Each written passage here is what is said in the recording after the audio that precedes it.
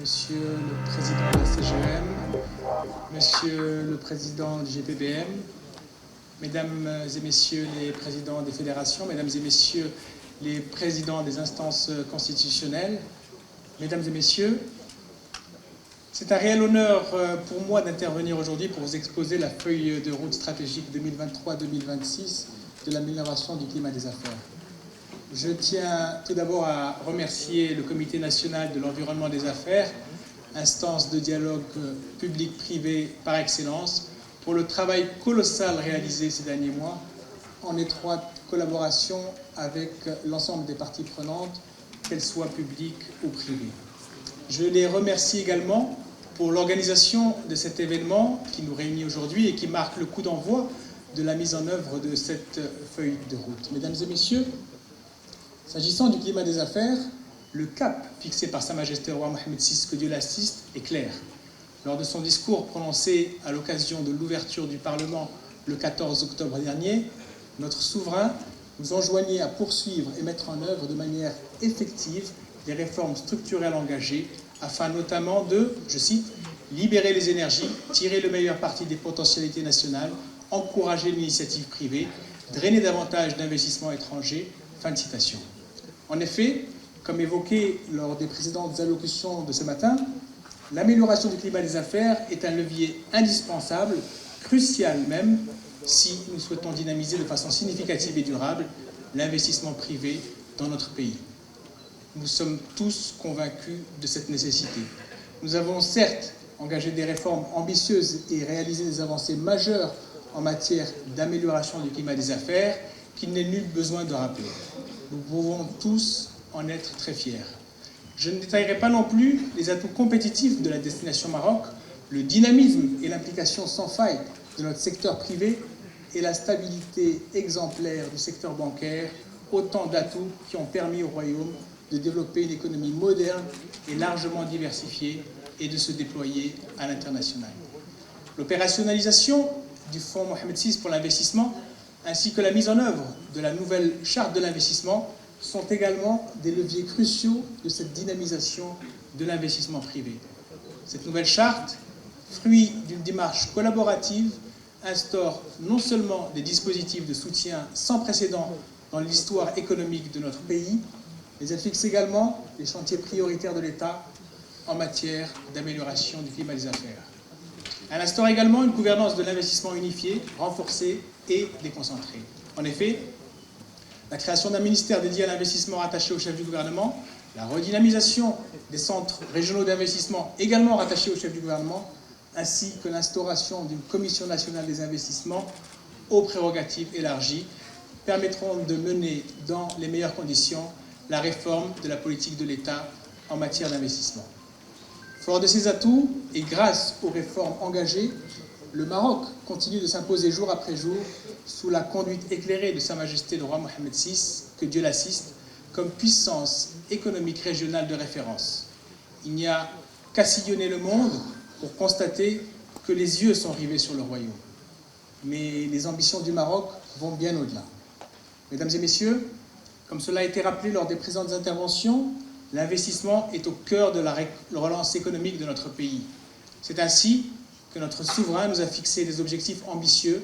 Ils ont été rappelés ce matin, mobiliser 550 milliards de dirhams d'investissement et créer 500 000 emplois au cours de la période 2022-2026.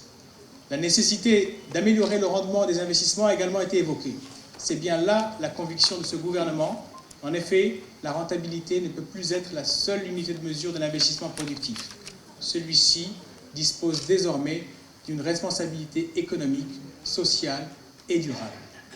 L'investissement productif doit servir à financer l'État social, créer de la valeur ajoutée et générer des emplois stables et de qualité.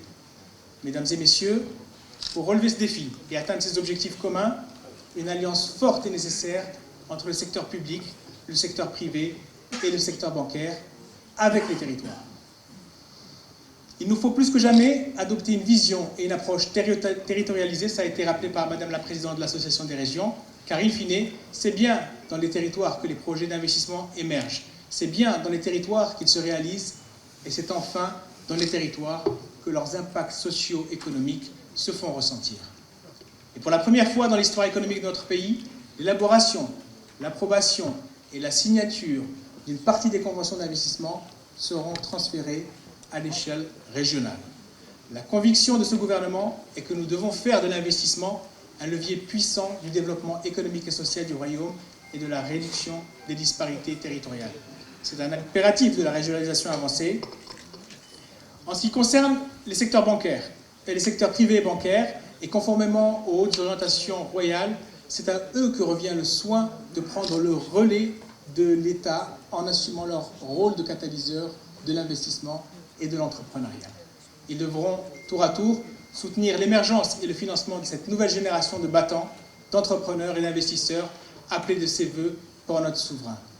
Mesdames et messieurs, pour encourager l'émergence de cette nouvelle génération d'entrepreneurs et d'investisseurs, le gouvernement, en concertation avec tous ses partenaires, a élaboré une nouvelle feuille de route orientée vers les chantiers stratégiques du Royaume en matière d'amélioration de l'environnement des affaires. Cette feuille de route, pluriannuelle, est structurée autour de 3 piliers. Le premier pilier est relatif à la facilitation de l'acte d'investir et d'entreprendre à travers notamment le déploiement de l'ensemble des dispositifs de la nouvelle charte de l'investissement, la création d'entreprises par voie électronique, l'amélioration de l'accès au marché public, en particulier pour les TPME, la réduction des délais de paiement et le renforcement du cadre juridique associé, l'accélération de la digitalisation des procédures administratives ou encore la mise en place d'un observatoire de l'investissement et du climat des affaires.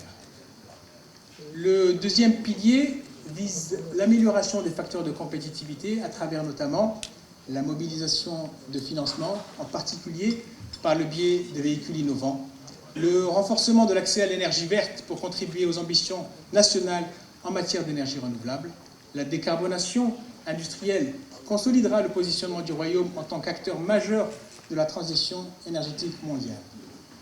Également, l'amélioration de la visibilité du foncier mobilisable pour l'investissement productif ou encore la consolidation de la compétitivité logistique.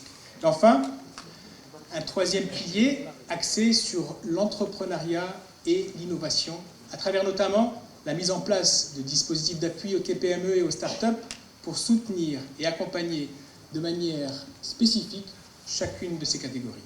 Le renforcement de programmes de financement et d'accompagnement tels que Força, le développement d'incubateurs pour les entrepreneurs porteurs de projets innovants, la promotion de la culture entrepreneuriale afin de l'inscrire réellement dans l'ADN de notre jeunesse, ou encore le renforcement de la performance du capital humain pour consolider les compétences des femmes et des hommes qui font la richesse et l'avenir de notre pays.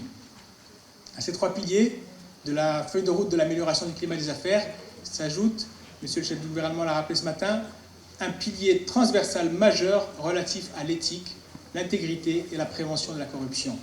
Preuve de l'engagement volontariste du gouvernement de ne pas occulter cette dimension essentielle dans cette nouvelle génération de réformes. Je salue d'ailleurs à cette occasion les efforts menés par l'instance de la probité, de la prévention et de la lutte contre la corruption, et je les remercie d'avance pour leur mobilisation ainsi que leur étroite collaboration afin de mener à bien les initiatives prévues dans le cadre de ce pilier. Mesdames et messieurs, nous avons beaucoup à accomplir pour améliorer le climat des affaires de manière significative et libérer ainsi le potentiel d'investissement et d'entrepreneuriat de notre pays. La réussite de la mise en œuvre de cette feuille de route par nature transverse ainsi que l'atteinte de nos objectifs communs en matière d'investissement est conditionnée par notre mobilisation à tous. Je nous souhaite donc à tous beaucoup de courage, de persévérance et de réussite afin de mener à bien cette nouvelle génération de réformes qui facilitera, j'en suis certain, l'émergence d'une nouvelle génération d'entrepreneurs et d'investisseurs. Je vous remercie pour votre attention. قبل المغادرة لا تنسوا الاشتراك في قناة العمق المغربي وتفعيل الجرس ليصلكم كل جديد، ولا تنسوا مشاركة الفيديو والضغط على زر الإعجاب.